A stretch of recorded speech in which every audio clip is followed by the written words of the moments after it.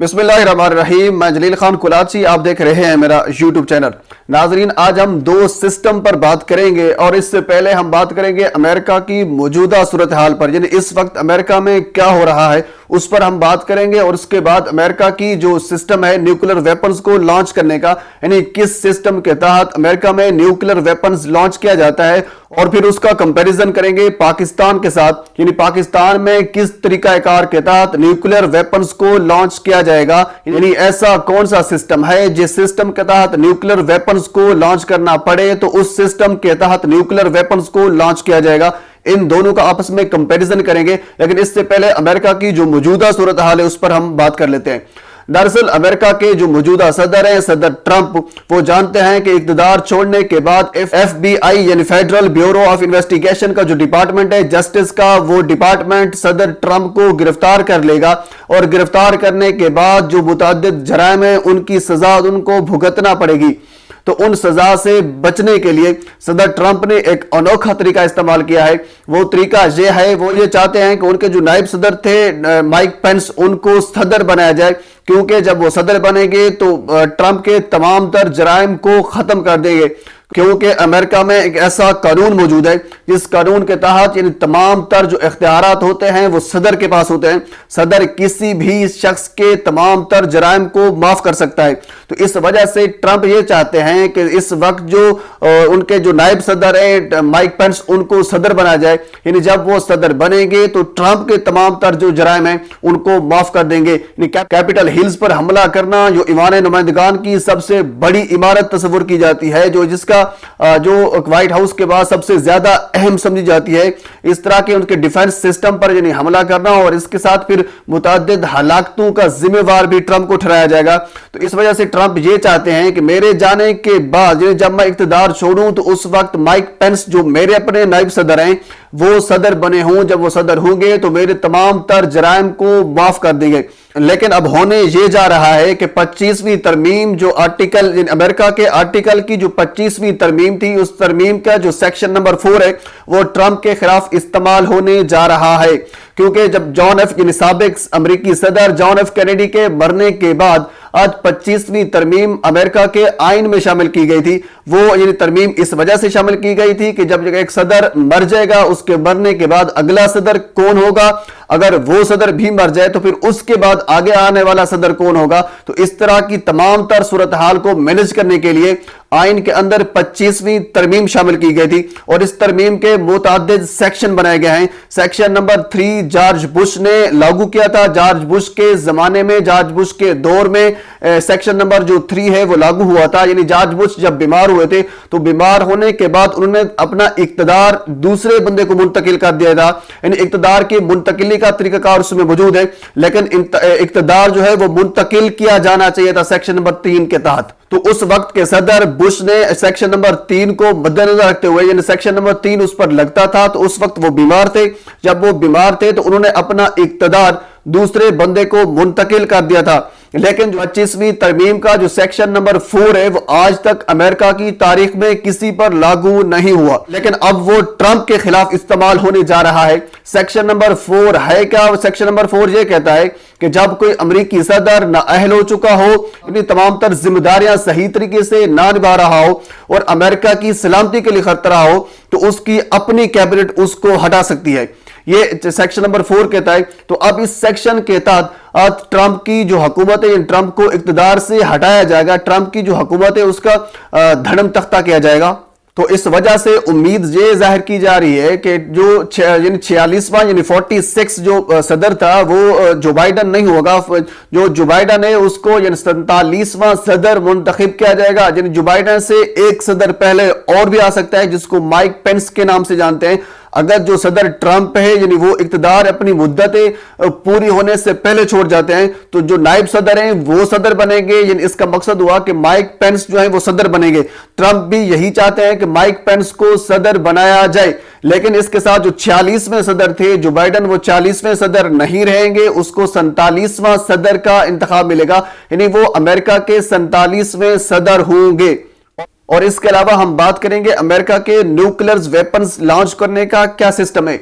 जब कोई अमेरिकी सदर मुंतखब होता है तो सदर मुंतखब होने के बाद अमरीकी सदर को एक ब्रीफ केस दिया जाता है। उस ब्रीफ केस के और भी बहुत से नाम हैं, जिसको दी बटन भी कहते हैं, और इसके अलावा ब्लैक बॉक्स, और इसके अलावा सिंपल यानी कोर्ट वर्ड्स में उसको फुटबॉल भी कहा जाता है। यानी एक ब्रीफ केस मुंतखब होने वाले सदर को दिया जाता है, जिसमें 4 चीजें मौजूद होती हैं।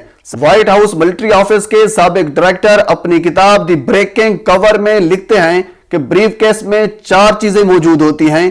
नंबर 1 में एक ब्लैक बुक मौजूद होती है, जिसमें तमाम तर रिटेलिएशन के जो ऑप्शंस हैं वो मौजूद होते हैं। यानी अमेरिका पर अगर कोई दूसरा मुल्क हमला करता है तो उसके जवाब में अमेरिका को किस तरह रिटेलिएट करना चाहिए, यानी जो रिटेलिएशन के तमाम तर ऑप्शंस होते हैं वो उसमें मौजूद होते हैं। और नंबर दूसरे पे ये होता है कि पूरी दुनिया का अगर कम्युनिकेशन का सिस्टम खत्म हो जाए, बंद हो जाए, लेकिन उसके अंदर इस तरह की डिवाइसेस होती हैं, इस तरह के एंटीनाज होते हैं, वो अमेरिकी सदर वहां से किसी भी जगह पर बैठकर अपनी एस्टेब्लिशमेंट को, अपनी डिफेंस के इदारों को हिदायत जारी कर सकता है उस ब्रीफ केस के अंदर। यानी ब्रीफ केस के अंदर इस तरह की डिवाइसेस और इस तरह के एंटीनाज मौजूद होते हैं।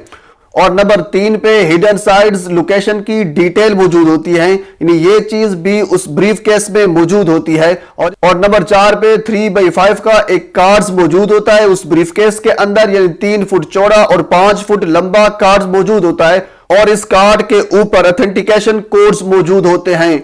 तो बात करने का मकसद यह है कि जो अमेरिका का जो सदर होता है वो सिर्फ एक सदर के पास, यानी सिर्फ एक बंदे के पास तमाम तर इख्तियारात मौजूद होते हैं। अगर वो उसको व्हाइट हाउस से निकाल भी लिया जाए तो तब भी ब्रीफ केस उसके पास मौजूद होता है, और उसके पास ये इख्तियार होता है कि वो किसी भी जगह पर बैठकर अपने डिफेंस को, अपनी एस्टेब्लिशमेंट को अहकामात जारी कर सकता है। ये न्यूक्लियर वेपन्स को लॉन्च कहां पे करना है, किस जगह पे करना है, किस मुल्क पे करना है, ये तमाम तर इख्तियारात सिर्फ और सिर्फ उनके सदर के पास मौजूद होते हैं। और इसके अलावा पाकिस्तान का देखा जाए तो मैं आपको पाकिस्तान का आगे जाकर एक डिटेल से समझाता हूं। इन सिंपली ये बता देता हूं कि पाकिस्तान का जो सिस्टम है उसमें किसी एक बंदे के पास इख्तियार नहीं होता। यानी जिस तरह अमेरिका में किसी एक सदर, किसी एक बंदे के पास इख्तियार होता है, वो न्यूक्लियर वेपन्स किसी भी जगह पर लॉन्च कर सकता है। तो पाकिस्तान में न्यूक्लियर वेपन्स का एक सिस्टम मौजूद होता है, यानी किसी एक बंदे के पास ये इख्तियार नहीं होता कि न्यूक्लियर वेपन्स को वो लॉन्च कर सकता है। यानी अमेरिका जो सुपर पावर माना जाता है, यानी जो दूसरे ममालिक की न्यूक्लियर जो वेपन्स है उन पर इतराज करता है कि आपके न्यूक्लियर वेपन्स महफूज नहीं है। अब उनके अपने न्यूक्लियर वेपन्स महफूज नहीं है, उनके अपने कानून की वजह से, उनके अपने बनाए गए सिस्टम की वजह से उनके न्यूक्लियर वेपन्स जो है वो महफूज नहीं है। पाकिस्तान के न्यूक्लियर वेपन्स जो है वो महफूज हैं, क्योंकि पाकिस्तान का सिस्टम एक इस तरह का बनाया गया है जिसमें किसी एक बंदे के पास ये तमाम तर इख्तियारात नहीं है कि वो जिस जगह चाहे, जिस मुल्क पर, जिस सिटी पर न्यूक्लियर वेपन्स लॉन्च करना चाहे तो वो लॉन्च कर सकता है। इस तरह का सिस्टम पाकिस्तान में मौजूद नहीं है। तो पाकिस्तान का जो सिस्टम है वो मैं आपको समझाता हूं। आपको याद होगा 27 फरवरी 2019 को एनसीए ने एक मीटिंग बुलाई थी। उस मीटिंग के बाद यानी तमाम तर ममालिक, जो बड़े बड़े ममालिक हैं, चाइना हो गया, अमेरिका हो गया, यानी तमाम तर ममालिक की दौड़ें लग गई थी, और उन्होंने फिर इंडिया को यह तंबीह की थी कि पाकिस्तान एक खतरनाक किस्म का जो इकदाम है वो उठाने जा रहा है। यानी एनसीए, नेशनल कमांड अथॉरिटी, ये क्या है, इसको 3 ग्रुप्स में तकसीम किया गया है। वो ग्रुप्स में आपको बताता हूं तो फिर आपको पाकिस्तान का जो न्यूक्लियर वेपन्स लॉन्च करने का जो सिस्टम है वो समझ आएगा। Number 1 civil leadership, number 2 military leadership, और नंबर 3 है इंटेलिजेंस लीडरशिप। इन 3 ग्रुप्स में इनको तकसीम किया गया है। तो इन ग्रुप्स में तमाम तर जो मेंबरान हैं उनकी राय, उनका मुत्तफिक होना जरूरी है। अगर ये तमाम तर मेंबरान किसी एक राय पर मुत्तफिक नहीं होते तो फिर अगला अमल जो है वो वोटिंग का होगा। यानी वोटिंग करने के बाद आज फिर जो न्यूक्लियर वेपन्स को लॉन्च करने का जो सिस्टम है वो लॉन्च किया जाएगा। तो इसके ग्रुप से हम उनको समझ लेते हैं। सबसे पहले है सिविल लीडरशिप। सिविल लीडर में वजीर आजम होता है, वजीर खारजा होता है, और इसके अलावा इंटीरियर मिनिस्टर होता है, यानी वजीर दाखिला होता है, वजीर खजाना इसके अंदर मौजूद होता है, और इसके अलावा वजीर दिफा यानी डिफेंस मिनिस्टर इसके अंदर होता है, और इसके अलावा डिफेंस प्रोडक्शन जो मिनिस्टर है वो भी इसके अंदर होता है। यानी 6 मेंबरान इसके अंदर होते हैं सिविल लीडरशिप के अंदर। और इसके आगे जो ग्रुप आता है वो होता है मिलिट्री लीडरशिप का। तो मिलिट्री लीडरशिप में भी जॉइंट चीफ होता है, और इसके अलावा आर्मी चीफ होता है, और इसके अलावा एयर चीफ होता है, और नेवल चीफ होता है। यानी 4 लोग मिलिट्री लीडरशिप के होते हैं, 6 लोग सिविल लीडरशिप के मेंबर होते हैं, यानी 6 मेंबर सिविल लीडरशिप के होंगे, 4 मेंबर मिलिट्री लीडरशिप के होंगे, और इसी तरह 2 मेंबर फिर इंटेलिजेंस लीडरशिप के होंगे। इंटेलिजेंस लीडरशिप में director general strategic plan division एक ये होंगे, और इसके अलावा और दूसरे होंगे director general inter services intelligence, यानी आईएसआई के जो डायरेक्टर जनरल है जनरल फैज हमीद, यानी इसमें 2 होंगे। यानी ये जो ग्रुप्स 3 ग्रुप्स में इनको तकसीम किया गया है, तो इस 3 ग्रुप्स में सिविल लीडरशिप के 6 मेंबर होंगे, मिलिट्री लीडरशिप के 4 मेंबर होंगे, और इसी तरह इंटेलिजेंस लीडरशिप के 2 मेंबर होंगे।